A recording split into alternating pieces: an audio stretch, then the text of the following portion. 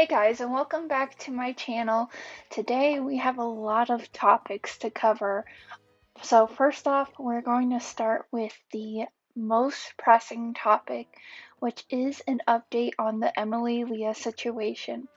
I didn't think I would have to make another video about this so soon, and I hope not to make any other videos after about it, but here we are after yesterday's video. So as we all know, Emily Leah had dropped a new video yesterday, exposing the receipts, as she said, about a group chat. She acknowledged that it might not be the infamous group chat, but she came back and was ready to give us receipts. The first positive criticism that I have is that she actually listened to her audience in that regard and other creators as well. Criticism that she had received was that, hey, I don't think you should essentially, like, quote unquote, clickbait the dropping of the receipts because, it seems like you're only doing it for money. And she actually acknowledged that, hey, I had to release these because everyone said I was clickbaiting and so on. So I am happy that she listened on that end. And another good point in her video was that she actually acknowledged how her audience was feeling in regards to not being able to have the comment section available. So that was pretty nice. She said essentially, hey, I've received the comments and from various different websites, Reddit and so on, essentially saying, hey, you don't have the comment section up, what the hell? And she essentially said, I just need to be careful of my own mental health.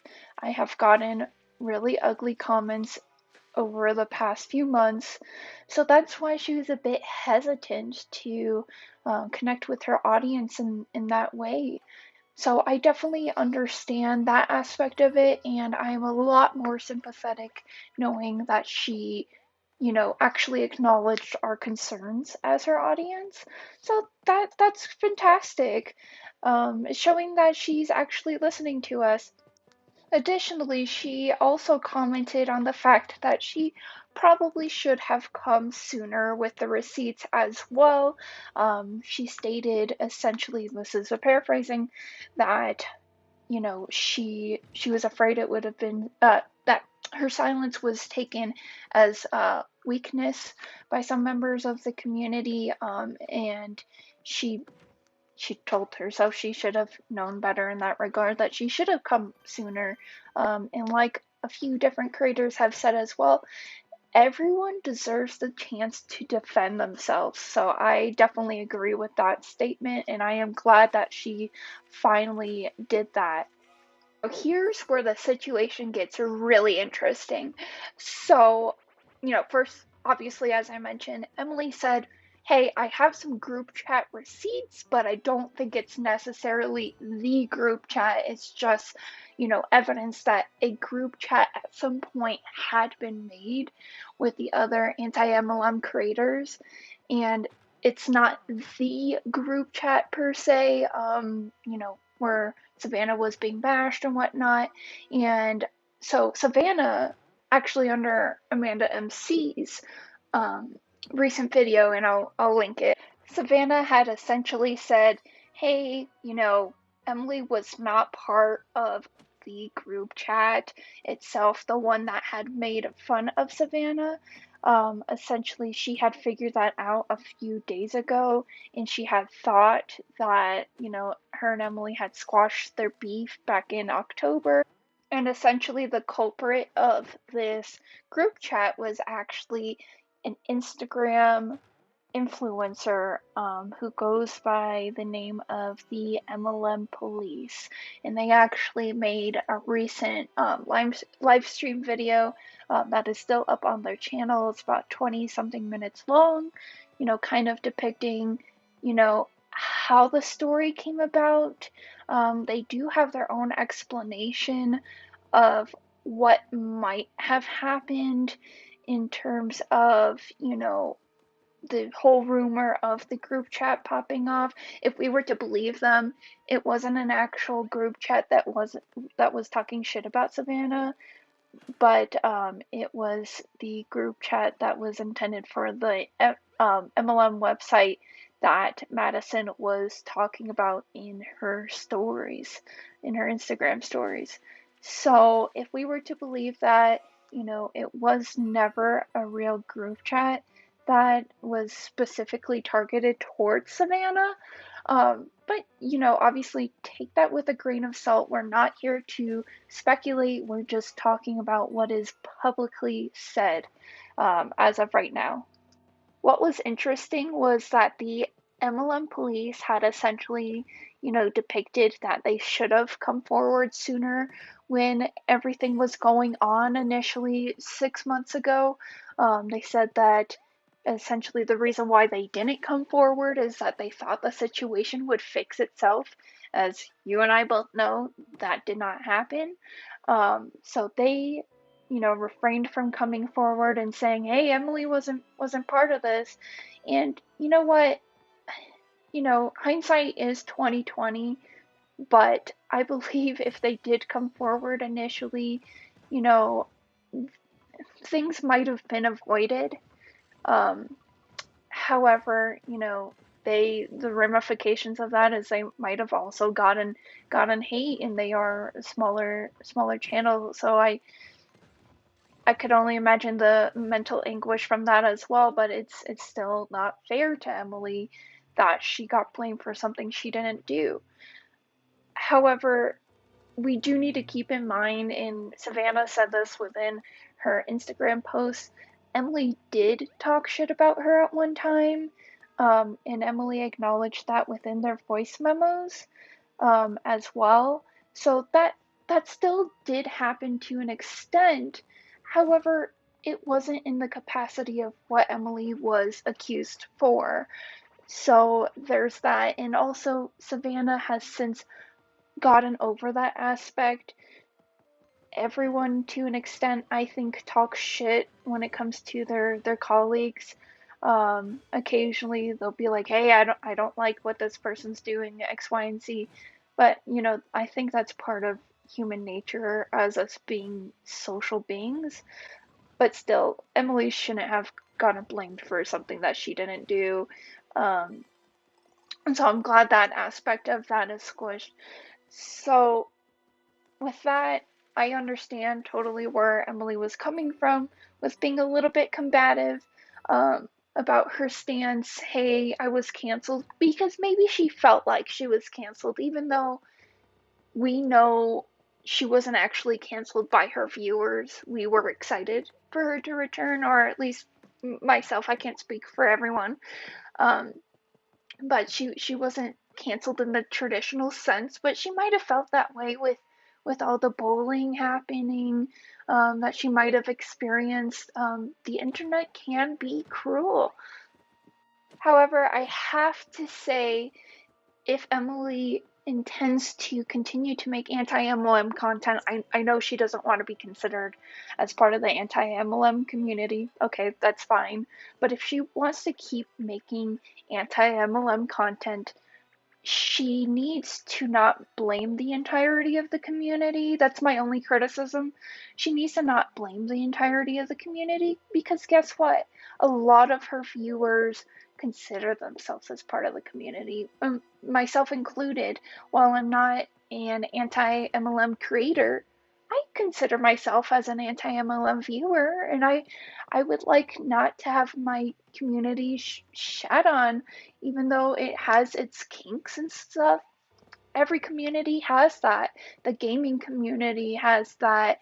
The beauty community has that. The commentary community has that. That's every single community. So I would just ask her to be aware of that, because it is kind of insulting to her viewers. But the main point is, I am glad that she finally stood up for herself, that she addressed kind of the main concerns of her audience. And I hope that at some extent she can get back to where she was, kind of happier with her content, as well as, maintaining her subscribership, because I know she is currently losing subscribers. So I hope she can get to an area where, they trust her again. We vibe with her again, because that's all I want for her. She is younger, and I think if she's careful, she can come back from this. Now, the second piece of news for today is the whole Burger King dilemma with the tweet for International Women's Day. So this oopsie doopsie began with Burger King's infamous tweet of "women belong in the kitchen." So if you did not know, the remainder of that tweet did have the following thread to it as well. After kind of the explosive tweet of "women belong in the kitchen," the thread reads, "If they want to, of course, yet only 20% of chefs are women. We're on a mission to change the gender ratio in the restaurant industry by empowering female employees with the opportunity to pursue a culinary career. We are proud to be launching a new scholarship program which will help female Burger King employees pursue their culinary dreams." So, in totality, it was meant to be a good thing. However, you know, most of the people will read that first tweet and just be like, oh, they're making a sexist joke, and they will not follow the thread. And honestly, to Burger King's critique, they also didn't denote that that the initial tweet would be followed up by other tweets.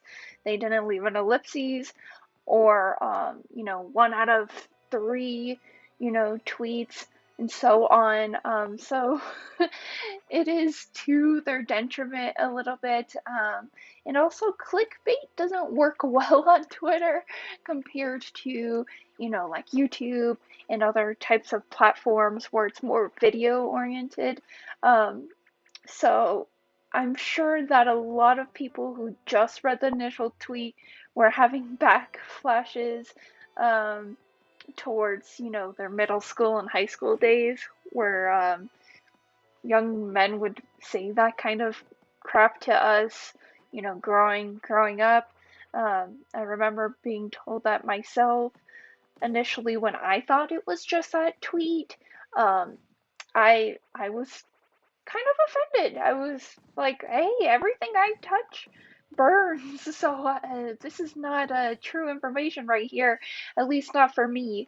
And then I was pleased to hear that they are giving a scholarship towards these women who want to pursue these careers, especially since, we are underrepresented.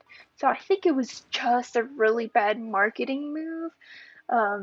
And like I said, that was a little bit to their detriment. And then somebody else said as well at one point, they could have just done this in one tweet. It's not like they weren't able to, or like I said, weren't able to say, hey, this tweet continues. Don't think this is where our stance is. So I thought that was some pretty funny commentary. Just a bad marketing move altogether.